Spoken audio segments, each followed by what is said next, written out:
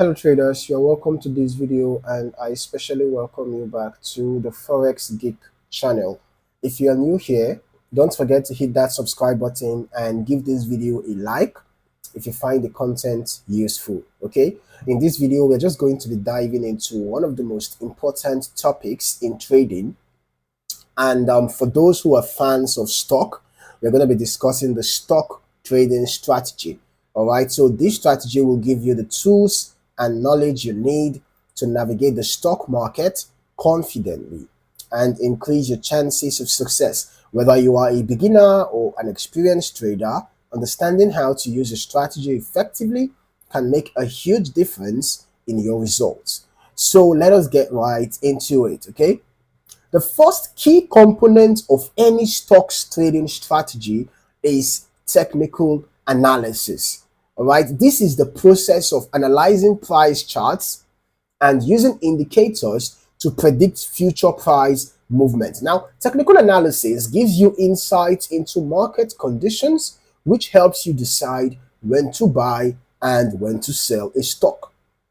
Now, there are several tools and indicators you can use in your analysis.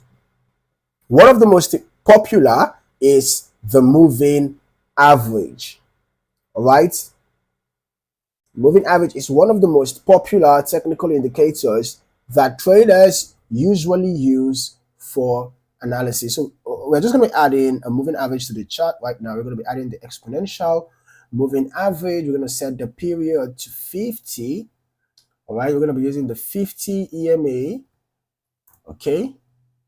You can actually decide to set the period according to your style, whether you're a swing trader, a scalper, a day trader. You can set the period, the length of the moving average according to your trading style.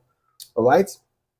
Now, moving averages help smooth out price action and identify trends. For example, if the stock price is above the moving average, all right, it is typically in an uptrend. And if the stock price is below the moving average, it is in a downtrend. Now, another tool that is usually used is the relative strength index. All right. And the relative strength index measures whether a stock is overbought or oversold. All right. So basically, an RSI above 70, right? You can see the 70 level is, where this line is. The 30 level is where this line is. So basically, an RSI above the 70 level is typically considered overbought, while an RSI below the 30 level is considered oversold. Now, these levels can indicate potential reversal points. All right. And don't forget about chart patterns. Okay, don't forget about chart patterns. Patterns like head and shoulders, triangles, and double tops and double bottoms. It can give you a clear signal of where the price might be heading next. So while using technical indicators like the moving averages and the RSI, you should also be paying attention to chart patterns. And let's just see if we can find an example of a chart pattern right here. Okay, double tops and double bottoms are one of the most common chart patterns. And if you look closely, you're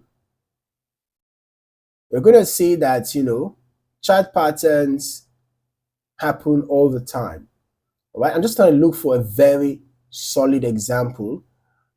I'm trying to look for a very solid example, okay, of a reversal chart pattern.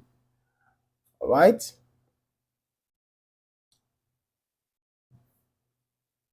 Now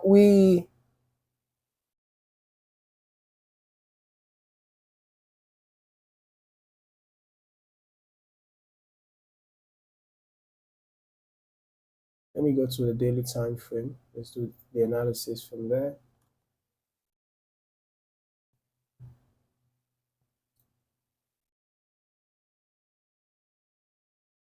I observed the double top, although it happens that the area of rejection was not exactly at the same price point, but it was something close, right? So you can see here, this double top pattern eventually led to a decline to the downside, right? And then in addition to chart patterns, you should also be looking out for candlestick patterns. All right. Remember that candlestick patterns, include pin bars, engulfing patterns, and the rest of them. All right. So you should be looking out for candlestick patterns as well. For example, we can see we had a bullish engulfing here. As a result of this bullish engulfing, you can see that we are already having an upside movement. So there is a possibility of price climbing, perhaps above the EMA, maybe retesting it and continuing upwards. There is a possibility for that to happen. There's actually a possibility. So if price eventually climbs above this moving average, there might be a retest and then a continuation. That is if the bullish momentum should prevail. All right, because you can see we already have a bullish engulfing around here. Okay, so basically using all these tools are important. Your technical indicators, your chart patterns, your candlestick patterns. All right, but always remember to look for confirmation. If the price breaks a significant level of support or resistance and you see an increase in volume or a bullish pattern forming, that could be a signal to enter a trade.